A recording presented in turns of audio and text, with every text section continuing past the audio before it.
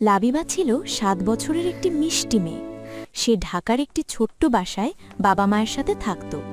লাবিবার সবচেয়ে প্রিয় বন্ধু ছিল তার রঙিন তোতা পাখি টুনি। টুনি খুব কথা বলতে পারত। সে প্রায়ই বলতো, লাবিবা চলো খেলি। একদিন সকালে লাবিবা স্কুলে যাওয়ার জন্য তৈরি হচ্ছিল, কিন্তু হঠাৎ সে দেখে তার স্কুল ব্যাগটি কোথাও নেই। লাবিবা অবাক হয়ে বলল, আরে আমার ব্যাগ কোথায় গেল?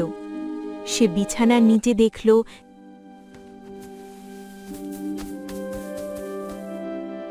টেবিলের পাশে দেখল, বারান্দায় দেখল,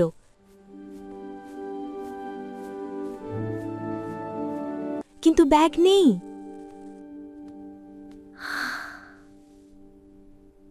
লাবিবার চোখে পানি চলে এলো।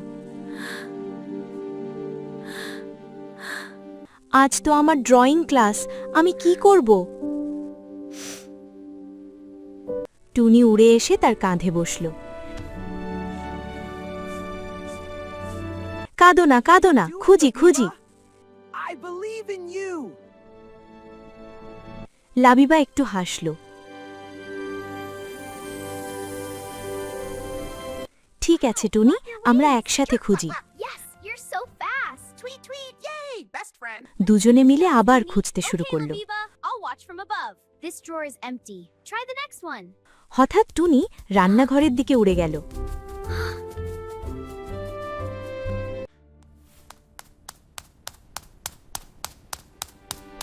সেখানে চেয়ারটার পাশে কিছু একটা দেখা যাচ্ছে। টুনি চিৎকার করে বলল, ব্যাগ ব্যাগ! লাবিবা দৌড়ে গিয়ে দেখে, আরে তার নীল রঙের স্কুল ব্যাগ তো এখানেই। গত রাতে সে হোমওয়ার্ক করতে করতে ভুলে রান্নাঘরে রেখে দিয়েছিল।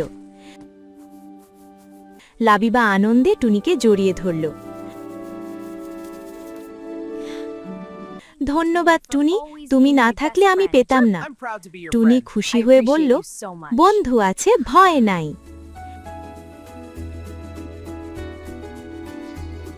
লাবিবা হাসতে হাসতে স্কুলে গেল। ড্রয়িং ক্লাসে সে একটি সুন্দর ছবি আঁকল।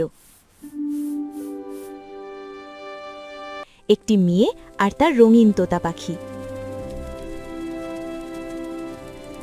সেদিন থেকে লাবিবা বুঝল, সত্যিকারের বন্ধু পাশে থাকলে কোনো সমস্যাই বড় নয়।